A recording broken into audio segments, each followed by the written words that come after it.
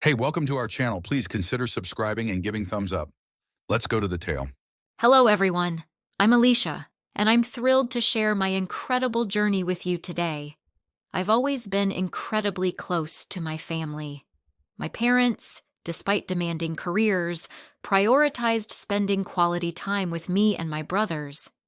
My mother, a remarkably dedicated woman who held down two jobs, always found the energy to help us with our homework, patiently guiding us through our challenges.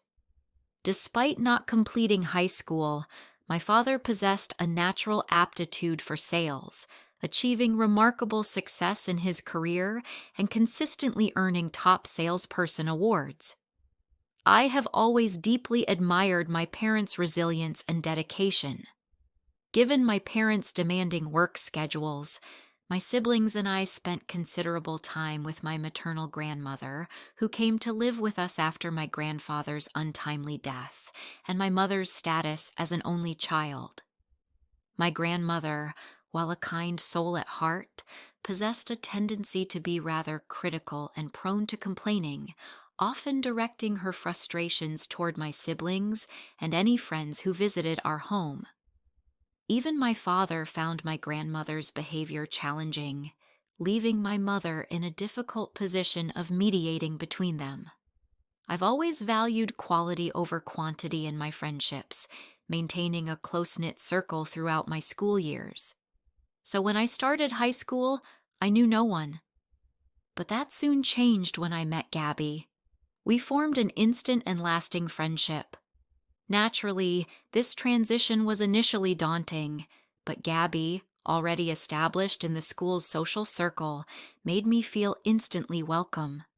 We quickly became inseparable, studying together frequently and spending most weekends together. As soon as I started going to her house, I was immediately struck by Gabby's parents, who were remarkably young.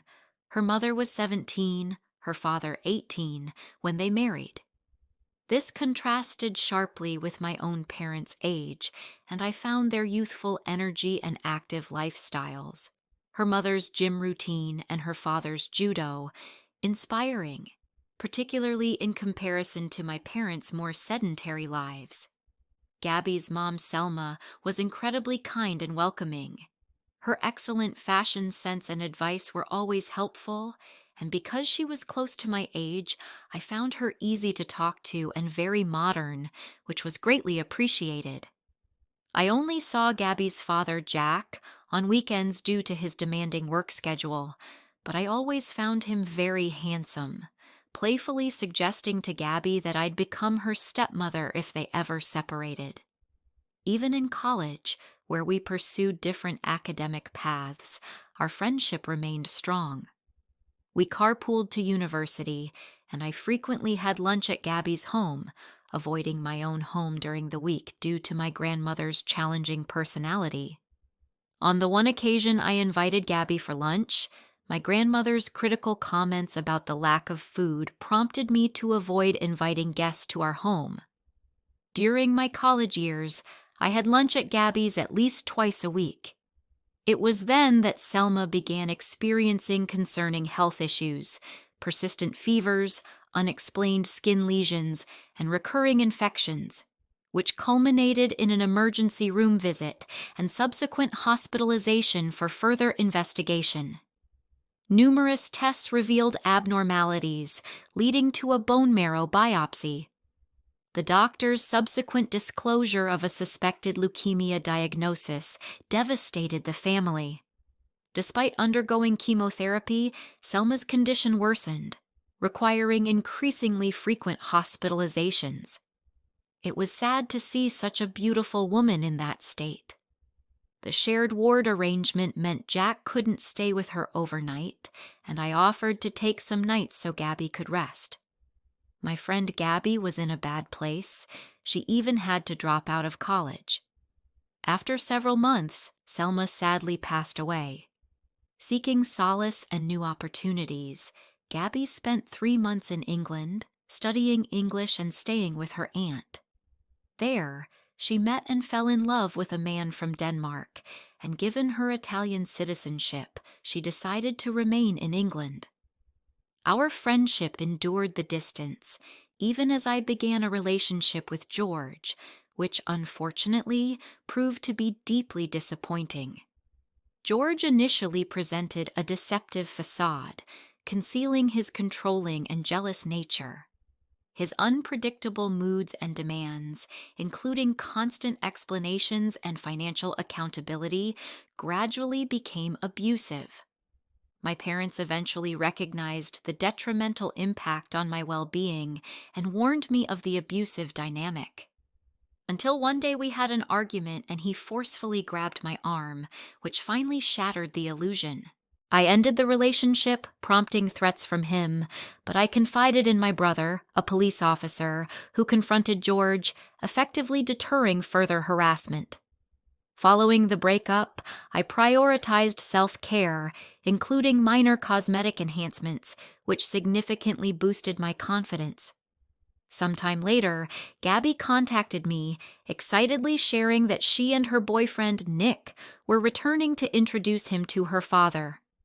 She asked for my help in picking them up at the airport as a surprise to Jack.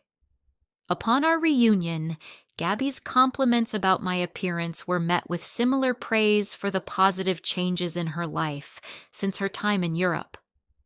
The emotional reunion between Gabby and her father after a 2-year separation was palpable. After a long journey, Jack expressed difficulty managing the sudden excitement, and, upon hearing that his car was in the shop, I offered to assist him with errands, having already cleared my schedule for the day. During our errand run, Jack complimented my appearance, to which I reciprocated. Our conversation drifted towards his recent breakup. He described his ex-girlfriend as demanding and critical, prompting me to share some aspects of my experience with George, highlighting the similarities between the two. His preference for a younger partner and his comments resonated with me in an unexpected way. That evening, we had a barbecue, with Gabby suggesting a trip to the beach. I had recently bought a new car, so I was a bit tight, but immediately both she and Jack said that it wasn't a problem, that I was their guest. And right there, we planned our trip for 3 days later. But after the shock wore off, I realized that Gabby would stay in a room with Nick, and I would stay in a room with her father. As the trip neared, however, the prospect of sharing a room with Jack triggered some uncertainty, prompting playful reassurances from Gabby, recalling our past jokes about me becoming her stepmother. But then, we ended up getting separate rooms. The trip proved unforgettable. Despite our separate rooms, my connection with Jack deepened, strengthened by occasions when Nick's fatigue left Jack and me to explore together. The growing attraction caused me considerable internal conflict, given our relationship's complexities. On our second-to-last day, Nick's sunburn kept them at the hotel, leaving Jack and me free to venture out. We opted for a nightclub where we indulged in caipirinhas.